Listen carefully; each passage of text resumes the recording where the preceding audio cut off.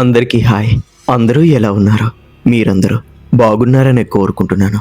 ఈరోజు స్టోరీ చాలా థ్రిల్లింగ్గా ఉండబోతోంది. సో ఎక్కడా కూడా స్కిప్ చేయకుండా చివరి వరకు ఈ వీడియోని చూసి మన ఛానల్ని సబ్స్క్రైబ్ చేసుకోండి.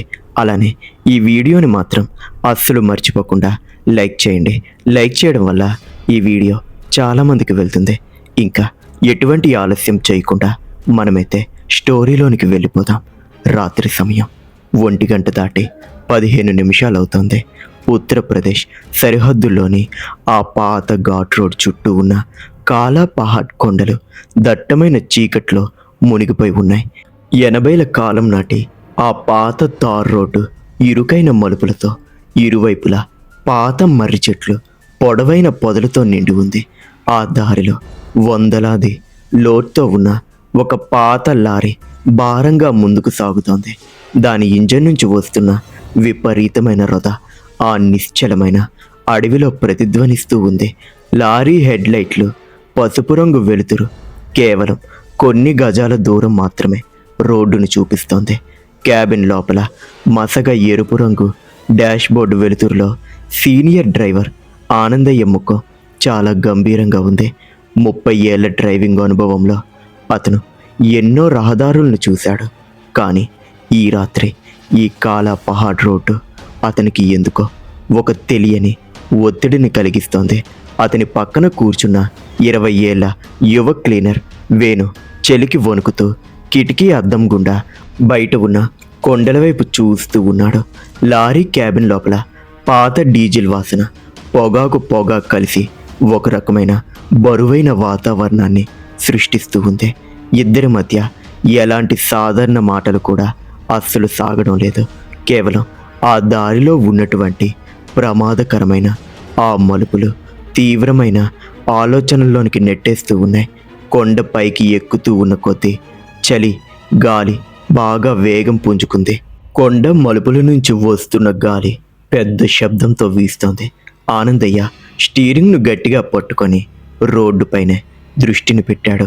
కొద్దిసేపటి క్రితమే ఆ కింద ఉన్న దాబా ఓనర్ చెప్పినటువంటి మాటలు వేణు మనసులో తిరుగుతూ ఉన్నాయి. ఈ రాత్రికి కాలా పహాడ్ రోడ్ ఎక్కడం అంత సురక్షితం కాదు బాబు అని ఆ ముసలివాడు ఎందుకంత గట్టిగా చెప్పాడో వేణుకు అప్పుడప్పుడే అర్థమవుతూ ఉంది. ఈ ఘాట్ రోడ్డుపై గతంలో జరిగిన కొన్ని భయంకరమైన దారి దోపిడీలు, లారీ ప్రమాదాల గురించి ఆనందయ్య చెప్పిన విషయాలు వేణు మైండ్లో తిరుగుతూనే ఉన్నాయి.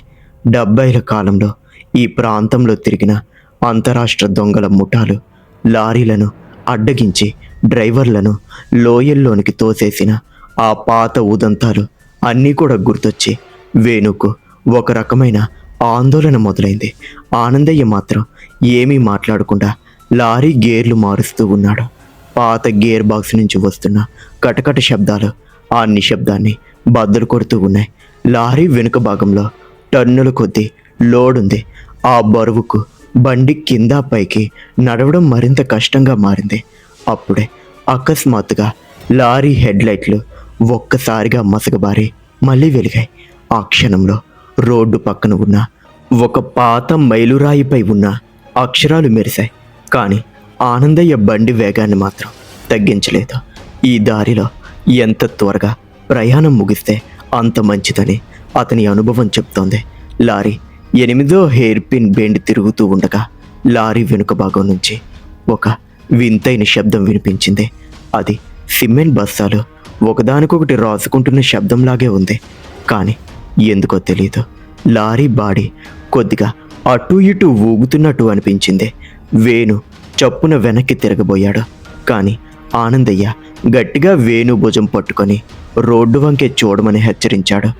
ఈ పాత ఘాట్ రోడ్లలో ఎప్పుడు ఎటువైపు నుంచి దొంగలు దాడి చేస్తారో, ఎక్కడ రోడ్డు కుంగిపోతుందో తెలియదని ఆనందయ్య గొంతులోని తీవ్రత వేణుకు అర్థమైంది.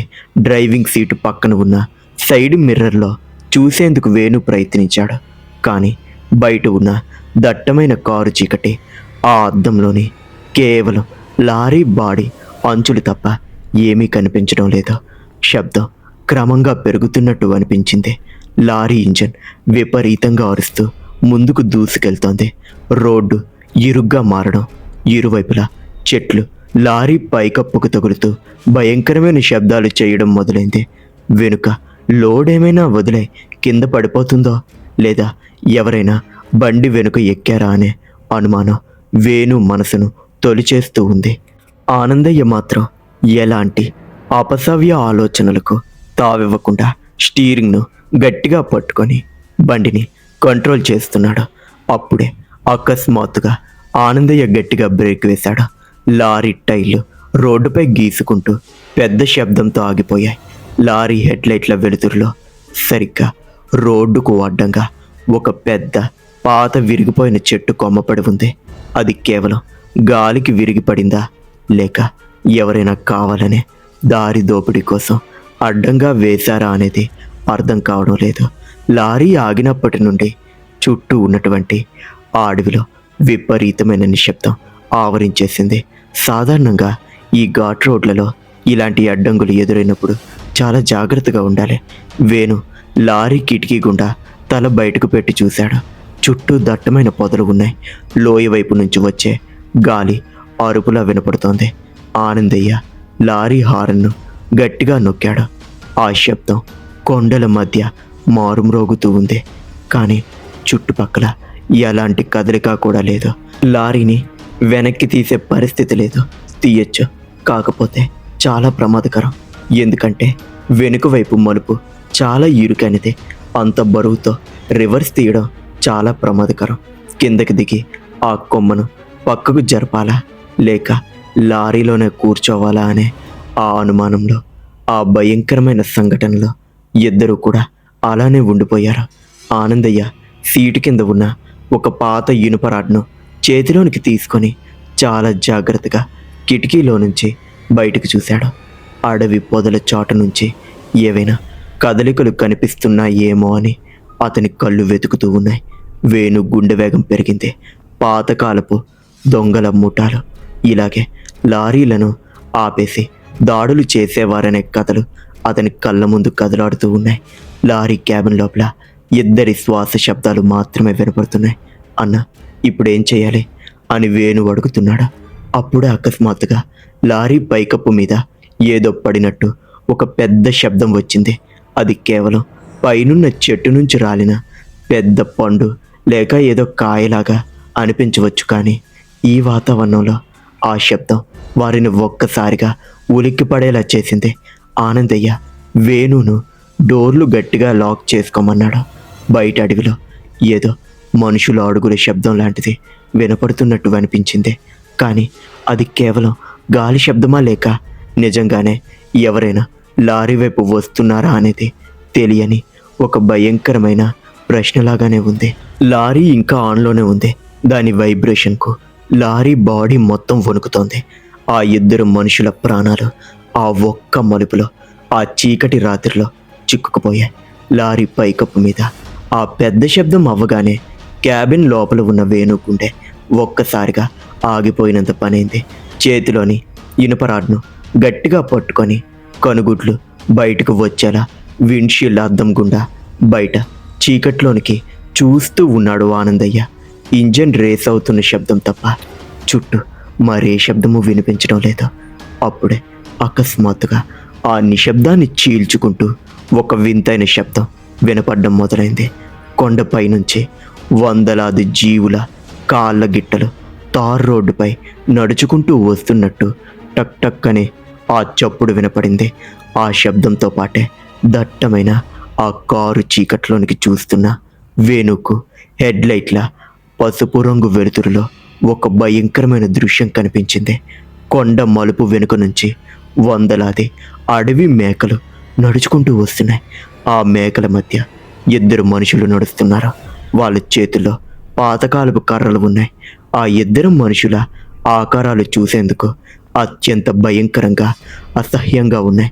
వాళ్ళ ఒంటిపై ఉన్న బట్టలు చినిగిపోయి మురికితో, పాత రక్తపు మరకలతో నిండి ఉన్నాయి.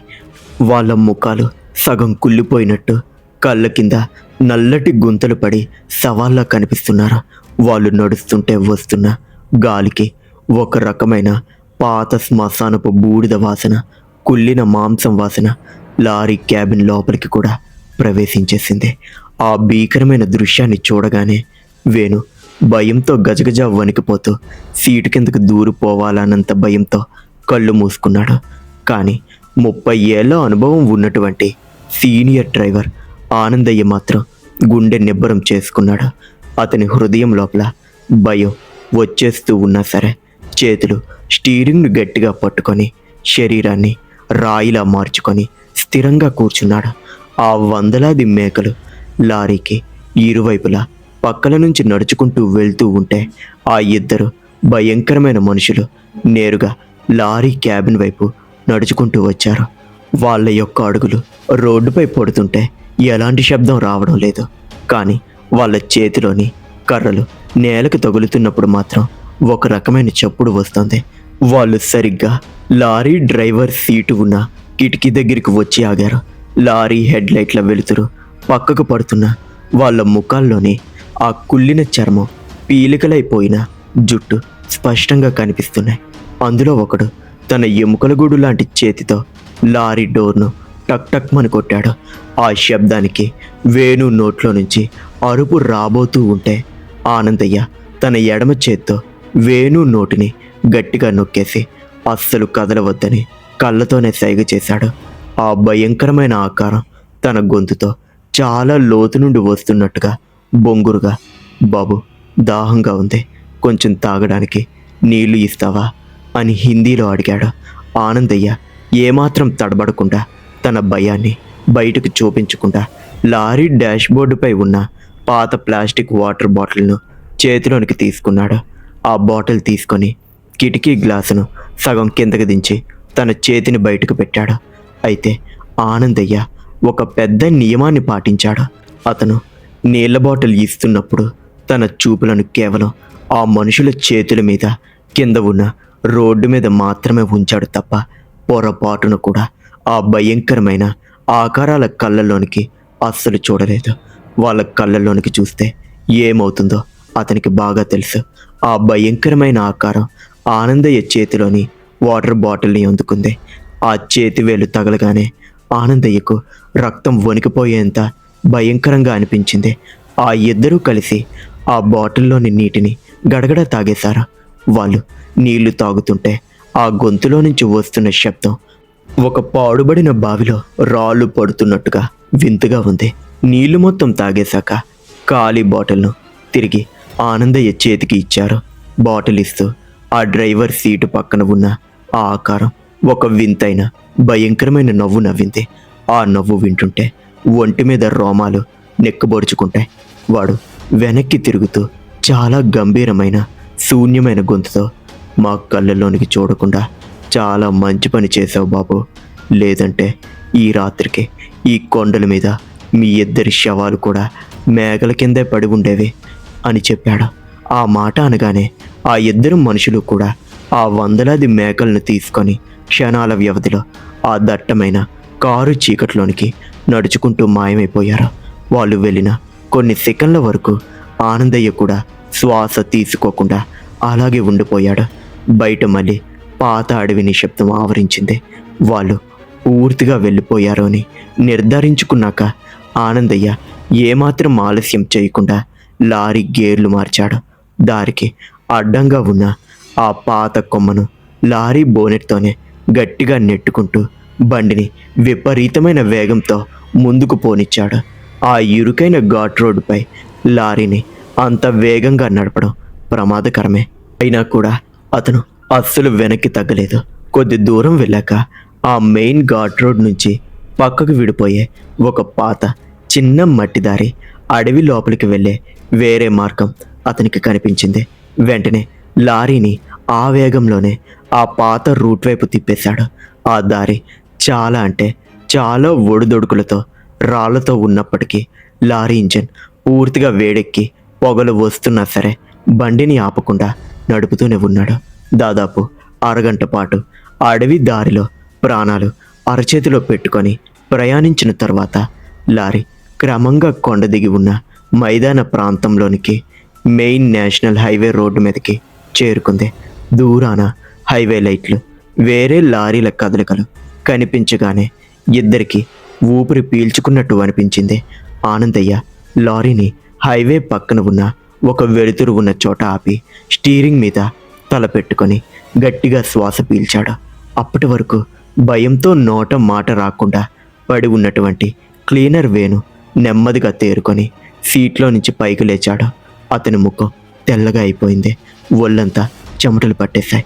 ఉస్తాద్, అసలేంటది? వాళ్ళు మనుషులైనా? వాళ్ళ ముఖాలు ఎందుకు అలా ఉన్నాయి? వాళ్ళు మాట్లాడిన మాటలేంటి అని వణుకుతున్న గొంతుతో అడిగాడు. ఆనందయ్య జేబులో నుంచి ఒక బీడి తీసి వణుకుతున్న చేతితో అగ్గిపెట్టి కూడా తీసి దానిని వెలిగించి ఒక పెద్ద పొగ పీల్చి బయటకు వదిలాడు. ఆనందయ్య వేణువైపు చూసి చాలా సీరియస్గా చెప్పడం మొదలుపెట్టాడు. వేణు, వాళ్ళు బ్రతికి ఉన్న మనుషులు కాదు. వాళ్ళు ఈ కొండల మీద తిరిగే అత్యంత భయంకరమైన దెయ్యాలు, చనిపోయిన ఆత్మలు. 30 ఏళ్ల క్రితం చంబల్ దొంగల ముఠా చేతిలో అత్యంత క్రూరంగా చంపబడిన లారీ డ్రైవర్లు, క్లీనర్లు, అలానే ఎక్కడెక్కడే తిరిగే కొంతమంది గొర్రెలు కాచుకునే కాపరుల యొక్క ఆత్మలు తిరుగుతూ ఉంటాయి. ఆ దొంగలు వాళ్ళను కొట్టి చంపి ఆ మేకలతో పాటే లోయలోనికి తోసేశారని నేను ఎక్కడో విన్నాను. అప్పటి నుంచి ఆ చనిపోయినటువంటి ఆ మనుషుల యొక్క ఆత్మలు ఆ మేకల మందుతో పాటే ఈ ఘాట్ రోడ్ మీద తిరుగుతూ ఉంటారని కూడా విన్నాను. రాత్రిపూట ఎవరైనా లారీలు ఆపితే వాళ్ళ దగ్గరికి వచ్చి ఇలాగే నీళ్లు లేదా లిఫ్ట్ అడుగుతారంట. పొరపాటున ఏ డ్రైవర్ అయినా భయంతోనో ఆశ్చర్యంతోనో వాళ్ళ కళ్ళల్లోనికి నేరుగా చూశాడో ఆ క్షణమే ఆ డ్రైవర్ మైండ్ పనిచేయడం పూర్తిగా ఆగిపోతుంది. ఆత్మలు వాళ్ళను కూడా లాక్కొని లోయలోనికి వెళ్ళిపోతాయి. అందుకే నేను వాళ్ళ కళ్ళల్లోనికి చూడకుండా నీళ్ళు ఇచ్చి పంపించేశాను. నా జీవితంలో ఎన్నో చూశాను, కానీ ఈరోజు ఆ దేవుడే మనల్ని కాపాడాడు అని ఆనందయ్య చెప్పాడు. ఆ మాట విన్నాక వేణుకు ఈ రాత్రి తాము చావు అంచుల దాకా వెళ్ళి వచ్చామని బాగా అర్థమైంది. ఆనందయ్య లారీని మళ్ళీ స్టార్ట్ చేసి హైవే మీద ముందుకు పోనిచ్చాడు. కానీ ఆ కాలా పహాడ్ ఘాట్ రోడ్డు అనుభవం, ఆ వందలాది మేకల కాల శబ్దం వాళ్ళ జీవితంలో ఎప్పటికీ మర్చిపోలేని ఒక భయంకరమైన గుర్తుగా మిగిలిపోయింది. చూశారు కదా, ఇది ఇవాల్టి స్టోరీ. ఇలాంటి మరిన్ని థ్రిల్లింగ్ హారర్ స్టోరీస్ కోసం ఇప్పుడే మన వైవి దయ్యాలదారి ఛానల్ని సబ్స్క్రైబ్ చేసుకొని బెల్ని ఆన్లో పెట్టుకోండి. మరొక స్టోరీతో మళ్ళీ కలుద్దాం. అంతవరకు సెలవు. ఉంటాను.